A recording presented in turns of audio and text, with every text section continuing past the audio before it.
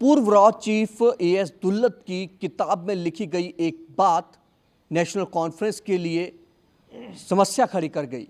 वो समस्या इसलिए खड़ी कर गई है क्योंकि जो विपक्ष है, कश्मीर की विपक्षी पार्टियां हैं, जो नेशनल कॉन्फ्रेंस का विपक्ष है, जिसमें पीडीपी है, सजाद लोन हो या फिर और दूसरी पार्टियां हैं, वो अब नेशनल कॉन्फ्रेंस पर ये आरोप मढ़ रही हैं कि एएस दुल्लत ने अपनी किताब में लिखा कि 370 को तोड़ने में फारूक अब्दुल्ला साहब ने अपनी जो है सहमति जताई है, उसको लेकर अब बवाल हो रहा है। इस बात को लेकर कश्मीर के जो सियासी हलचल भी है और कश्मीरी अवाम भी अब इन बातों पर सवाल कर रही है कि आखिर इसमें कितनी सच्चाई है। दोनों तरफ से, चाहे विपक्ष हो चाहे नेशनल कॉन्फ्रेंस हो, दोनों तरफ से जो है विपक्ष के द्वारा नेशनल कॉन्फ्रेंस पर आरोप मढ़े जा रहे हैं, तो वहीं नेशनल कॉन्फ्रेंस की बात करें, फारूक अब्दुल्ला साहब तक जो हैं वो इसमें सफाई दे चुके हैं कि ऐसा जो लिखा गया है ये बिल्कुल भी सच नहीं है। इसी पर चर्चा करेंगे। मेरे दोनों सहयोगी नरेश शर्मा और ललित खजूरिया मेरे साथ हैं। नरेश, क्या कहेंगे एएस दुल्लत साहब, एक्स रॉ चीफ? थोड़ा सा पहले इनके बारे में आप बता दीजिए, और जो इन्होंने किताब में लिखा है, हालांकि बुक अभी रिलीज़ होनी है लेकिन उससे पहले ये हंगामा काफ़ी ज़्यादा हो गया। अमित जी, एएस दुल्लत साहब की अगर बात करें तो ये भारत की जो खुफिया एजेंसी है, रा है, रिसर्च एंड एनालिसिस विंग, इनके ये प्रमुख रह चुके हैं और इनकी कश्मीर के मामलों के जो जानकार हैं, कश्मीर को लेकर इनकी काफ़ी जो नज़र है वो पैनी रहती है। और इन्होंने किताब लिखी है, इस किताब का नाम है the chief minister and the spy, यानी कि जिस तरीके का उनका प्रोफेशन रहा है उसी तरीके की वो किताब भी लिख रहे हैं, नाम से ही जाहिर होता है। हालांकि the chief minister and the spy, और इस किताब ये अभी जो की टाइटल से भी बड़ी चीजें क्लियर हुई। ऑफिशियली ये 18 अप्रैल को रिलीज होनी है, लेकिन रिलीज होने से पहले ही विवाद जो है वो मच गया है। मतलब वो जो और इस किताब में इन्होंने ये जिक्र किया है कि जब जम्मू कश्मीर से 370 को हटाया गया, यानी कि 5 अगस्त 2019 को जब जम्मू कश्मीर से आर्टिकल 370 एब्रोगेट हुआ, और उससे पहले जो जम्मू कश्मीर के जो एक बड़े लीडर हैं doctor Farooq Abdullah, national conference के प्रमुख, उनकी निजी तौर पर सहमति थी और उनको ये जानकारी थी कि जम्मू कश्मीर से 370 हटने वाला है। ये इस किताब में इन्होंने जिक्र किया है। और जैसे ही ये खबर सामने आई तो जम्मू कश्मीर की जो सियासत है, जाहिर सी बात है उसमें उबाल होना था, और उबाल जो है वो मचा हुआ है।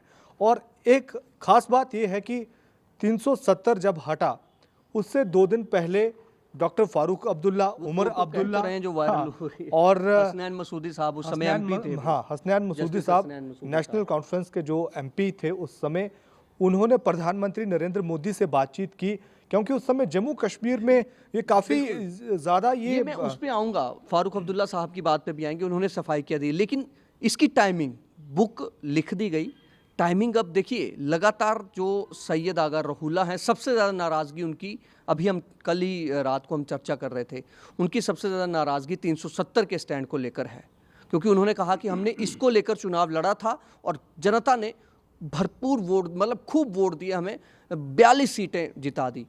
आप इसकी टाइमिंग पर किस तरह से, और आप अपने नज़रिए से बताइए कि आपको क्या लगता है इस बुक में जो लिखा गया है? स्पाई ने स्पाई वाला काम किया। ठीक है ना।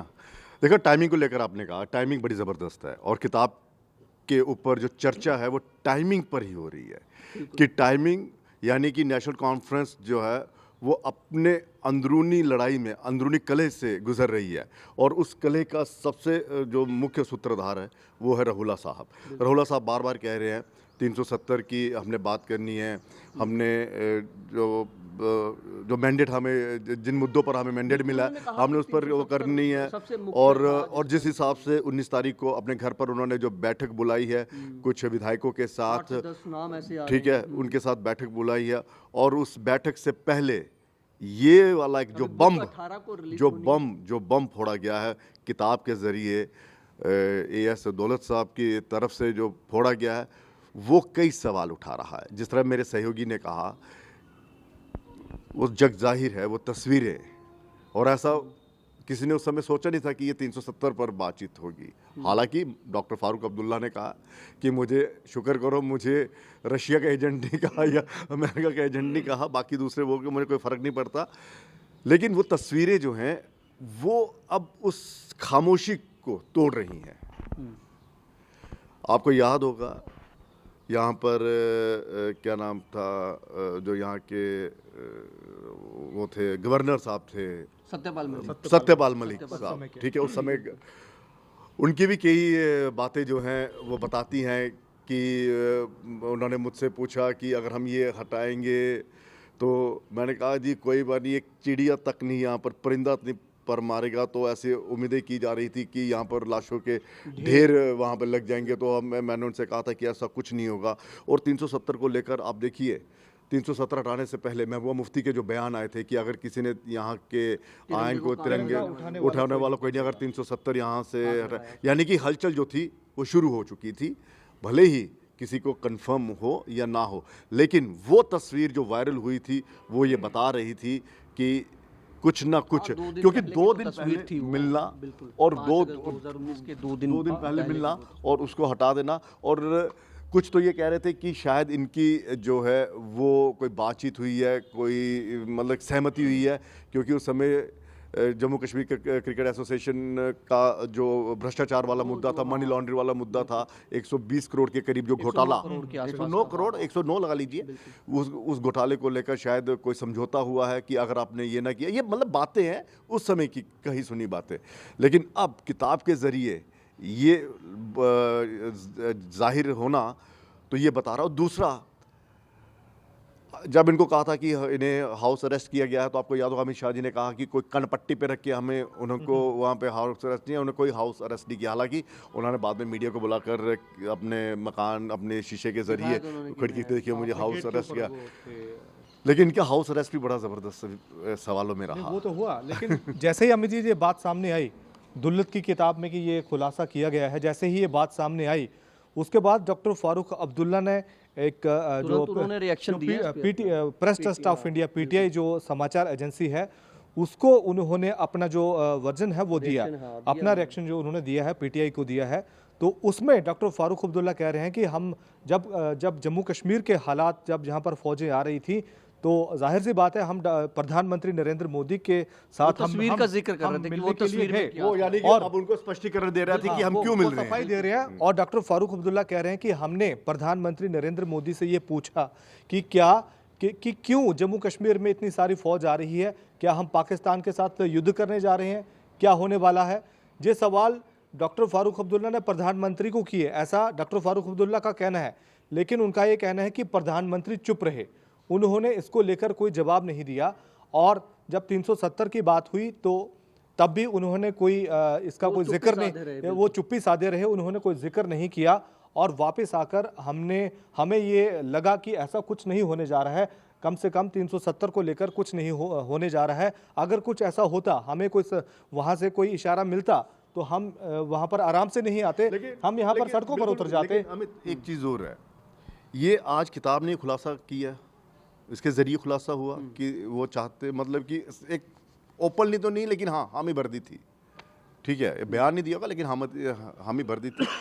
लेकिन आपको याद होगा कि इस किताब से पहले बार बार यही सवाल पूछे जा रहे थे कि आपकी उस मुलाकात का मकसद क्या था, वो मुलाकात क्या वो थी। और पीडीपी लगातार ये आरोप लगाती आ रही थी कि इन्हें सब कुछ पता था, इन्हें पता था कि यहाँ से 370 जो है उसको हटा दिया जाएगा, निरस्त कर दिया जाएगा 35A को। तो ये जो हैं वो मिले हुए हैं। और उन्होंने ये सवाल इसलिए उठाए थे कि पीडीपी के कई नेताओं को जेलों में बंद कर दिया गया था, कईयों पर बहुत ज़्यादा पाबंदियाँ लगाई गई थी।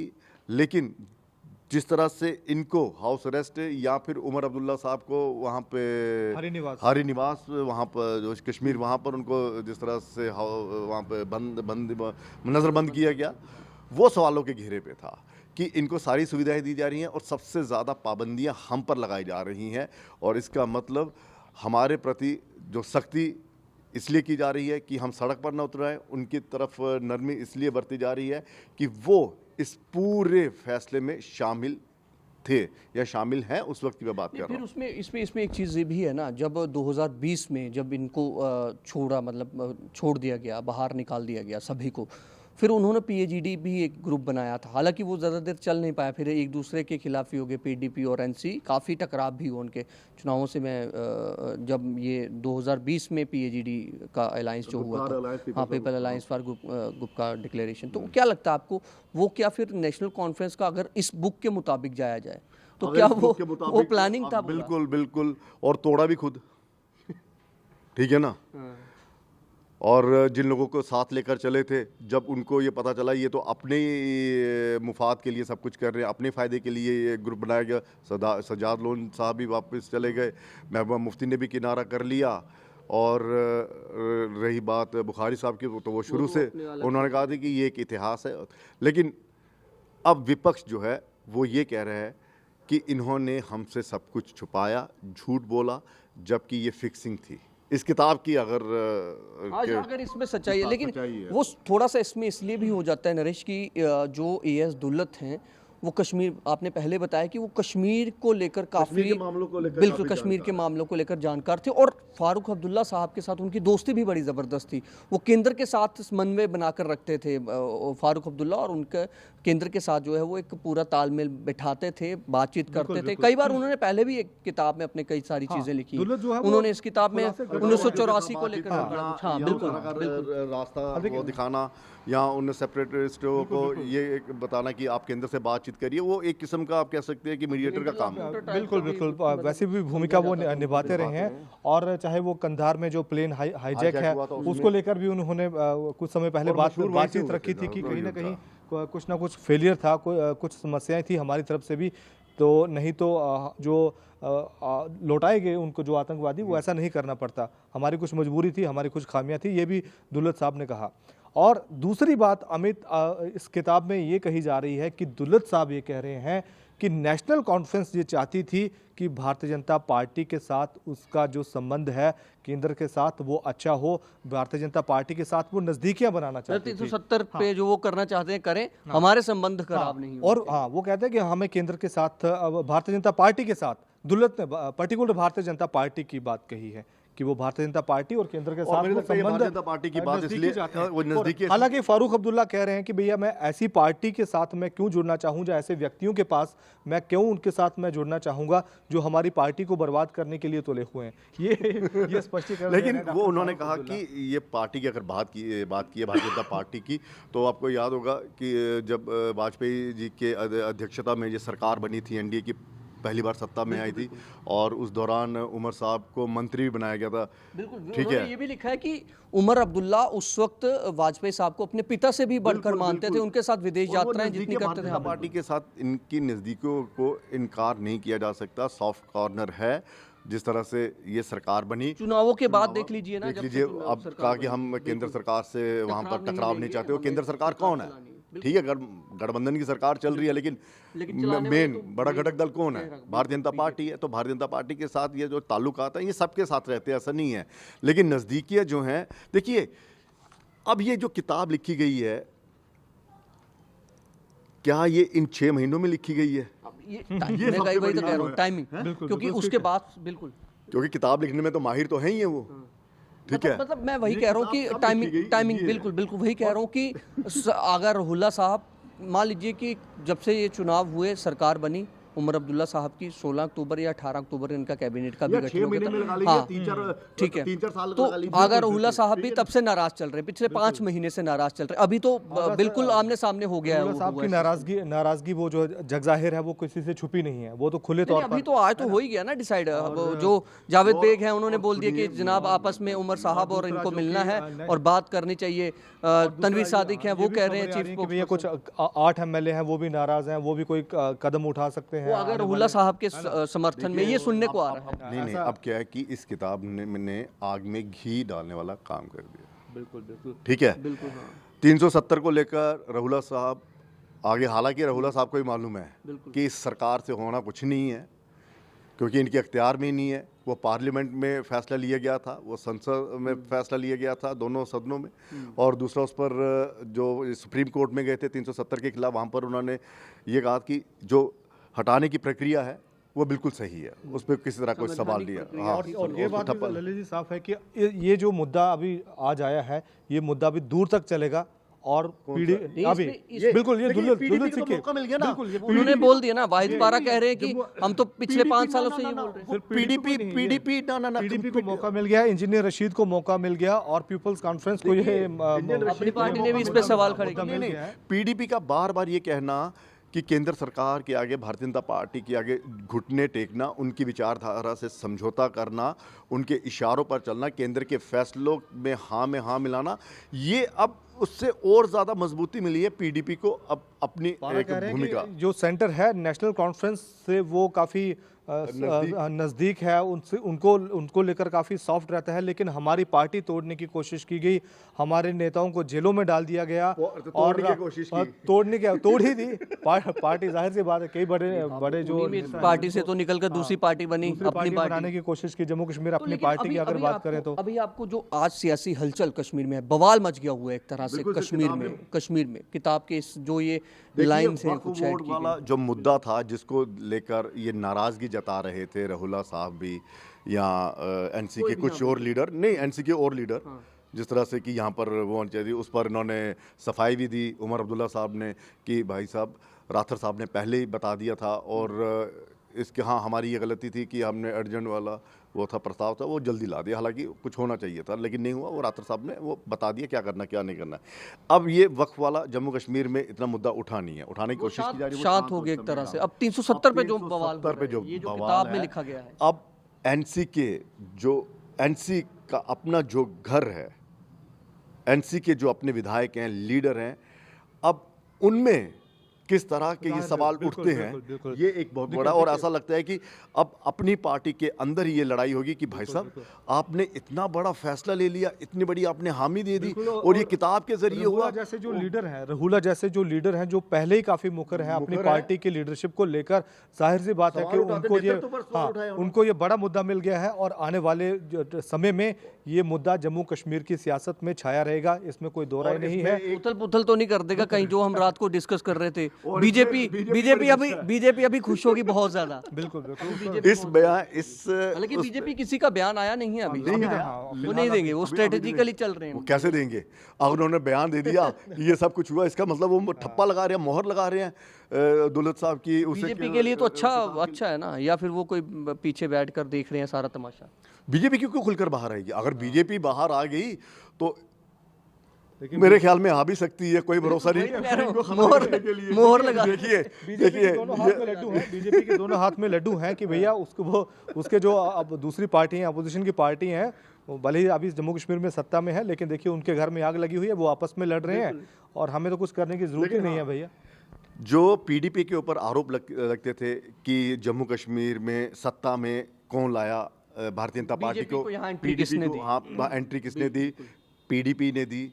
और वो कहेंगे भाई साहब अगर भाई साहब आप क्या कह रहे थे, हमने किया, आपने तो साथ मिलके वो सब कुछ किया, हमने तो फिर इसका विरोध किया, हमने तो यहाँ तक देश के विरुद्ध हमने बयान दे दिए, हमने, लेकिन आपने तो साथ मिलकर ये सब कुछ हटा दिया 370 को। इसका मतलब आपकी और भारतीय जनता पार्टी के अंदर खाने में कोई ऐसी रणनीति चल रही थी जिसे आज इस किताब ने एक्सपोज कर दिया और ये मोहर लगा दी कि ए ही बी टीम है, बी ही ए टीम है। तो मुझे लगता है कि अभी तक इल्तिजा मुफ्ती का भी बयान आ गया होगा, हमें अभी तक तो खैर नहीं दिखा।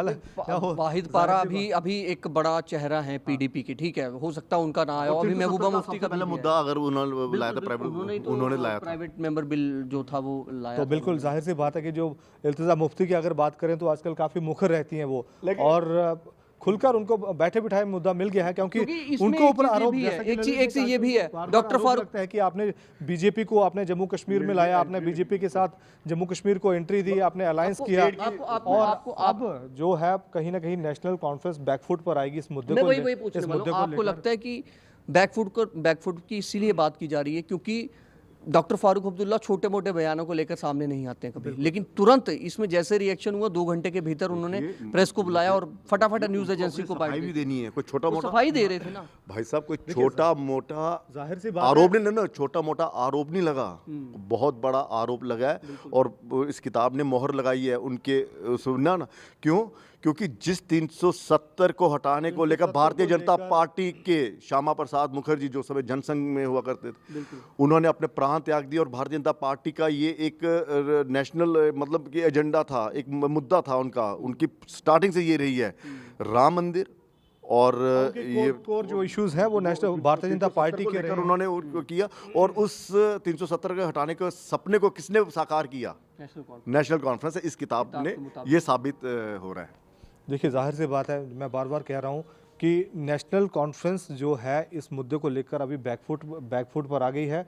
और जैसे अमित जी कह रहे हैं कि डॉक्टर फारूक अब्दुल्ला कोई छोटे लीडर नहीं है, काफ़ी जाहिर सी बात है जम्मू कश्मीर की सियासत में भी और नेशनल लेवल पर भी एक बड़े लीडर है। दुल्लत साहब जो हैं वो कोई रा के अगर कोई चीफ रहे हैं तो उन्होंने कोई अपनी जिम्मेदारी से सब कुछ लिखा होगा। और 370 का जो मुद्दा है वो जम्मू कश्मीर की सियासत में अभी भले ही 370 हट गया है जम्मू कश्मीर से, लेकिन मुझे लगता है कि राजनीति जो है वो इसी पर होगी। और इसी मुद्दे को लेकर नेशनल कॉन्फ्रेंस ने असेंबली इलेक्शन में वोट लिए और इसी मुद्दे को लेकर लोकसभा इलेक्शन में भी नेशनल कॉन्फ्रेंस ने वोट लेने की कोशिश की। और जो कोशिश क्या, नेशनल कॉन्फ्रेंस को वोट मिला है तो ये तो साबित हुआ है, क्योंकि बीजेपी के साथ जिसका टैग था, जम्मू वर्सेस कश्मीर जब हुआ, जम्मू में बीजेपी को खूब वोट मिले, सीटें आई 29। कश्मीर में एक तरफा फैसला कर दिया कश्मीरी अवाम ने कि नेशनल कॉन्फ्रेंस को देना है, क्योंकि वो विरोध कर रहे थे। अब उनको पता था कि पीडीपी भी दोषी है 370 के टूटने की, बीजेपी को लाया, जो आरोप लगते थे उन्होंने अपनी पार्टी को भी बी टीम बता दिया, सजाद लोन को भी बता दिया बीजेपी की टीम। अल्ताफ बुखारी साहब का भी बयान आएगा, उनकी पार्टी से आया अभी भी। आ गया ना। वो कह रहे थे कि हमें कहा जाता था कि हम बी टीम हैं और असली बी टीम तो ये निकली है। देखिए गुपचुप तरीके से मुलाकात करके आ गए, हामी भी भर दी और शायद उनका, देखिए अब ये भी बयान आएगा कि इन्होंने जानबूझकर कहा होगा कि हमें ऐसा करना, भाई साहब हमें हाउस अरेस्ट कर देना, हमें बंद कर देना, कल को ऐसा ना हो कि हमें छोड़ दोगे और फिर ये हम पे ठप्पा लग जाएगा जो कुछ होगा। लेकिन मैं बार बार कह रहा हूँ कि अब ये जो किताब में खुलासा हुआ है, इस खुलासे से एनसी जो है नेशनल कॉन्फ्रेंस जो जमात है, इसके अंदर क्या खलबली मचती है, ये बहुत बड़ा सवाल है। रहुला साहब, अब ऐसा ना हो, कोई भरोसा नहीं, शिवसेना वाला हाल ना हो जाए महाराष्ट्र में, वो तो खैर आने शरद पवार जी की पार्टी का क्या था, एनसीपी। हाँ खैर देखो ये तो आने वाला वक्त बताएगा। लेकिन देखिए कश्मीर की 4 पार्टी, कश्मीर प्रोविंस की अगर बात करें तो चार जो मेन पार्टीज हैं, नेशनल कॉन्फ्रेंस, पीडीपी और पीपल कॉन्फ्रेंस जम्मू कश्मीर अपनी पार्टी, इन पार्टियों में अब देखिए एक दूसरे पर जो आरोप प्रत्यारोप, और ये सभी पार्टियां, ये चारों पार्टियां एक दूसरे को, बीजेपी की ए टीम, बी टीम, सी टीम, तो अब इन्हीं में जो है वो हमें देखने को मिलेगा। जो कल बात चल रही थी, क्या नाम है उनका, सागर साहब का, अली मोहम्मद सागर, जो एक बड़े कद्दावर नेता हैं, उनको वो भी देखिए जो सीनियर है, कोई चाहत तो थी कि हमें कुछ मिलता। राठौर साहब को बेशक आपने कॉम्पनसेट कर दिया, स्पीकर बना दिया। अब ये जो सीनियर लीडर्स हैं, बिल्कुल, इनका क्या रोल रहेगा इस पे, ये सबसे बड़ा वो है कि क्या इस किताब के छपने के बाद जो बवाल मचा है, क्या ये एनसी की जो पार्टी की एकता को कायम रखेगा, या फिर ये पार्टी जो जिस तरह से हम कह रहे हैं, या फिर हमारे बड़े बड़े जो जर्नलिस्ट हैं वो बता रहे हैं कि विद्रोह हो सकता है। इस किताब से छपने से पहले भी विद्रोह की बातें की जा रही थी, अब क्या होगा, ये सबसे बड़ा बहुत शुक्रिया। तो इस किताब ने विस्फोट कर दिया जबरदस्त। जाहिर सी बात है कि किताब ने विस्फोट जरूर किया है और नेशनल कॉन्फ्रेंस के लिए ये मुसीबत खड़ी हो गई है। अब इसको डिफेंड किस तरह से किया जाए, अब कैसे वो डिफेंड करेंगे, क्योंकि डॉक्टर फारूक अब्दुल्ला तक अपनी सफाई दे रहे हैं। उन्होंने कह दिया है कि ये सब कुछ मनगढ़ंत कहानी है, लेकिन ये बिल्कुल आपको बेचने के लिए मनगढ़ंत कहानी है। लेकिन जिन्होंने ये किताब लिखी है, एएस दुल्लत साहब, एक्स रॉ चीफ, काफी मेरे से नाराज चल रहे हैं, इसलिए सब कुछ हो गया है। बिल्कुल, खैर अब ये वक्त बताएगा, लेकिन इसका असर नेशनल कॉन्फ्रेंस में कितना पड़ेगा, आगर रहुल्ला साहब के बयान का सभी को और दूसरा अब ये इंतजार है। एक गाना भी है ना, इम्तिहान है आज इम्तिहान है, बस वही खत्म। धन्यवाद।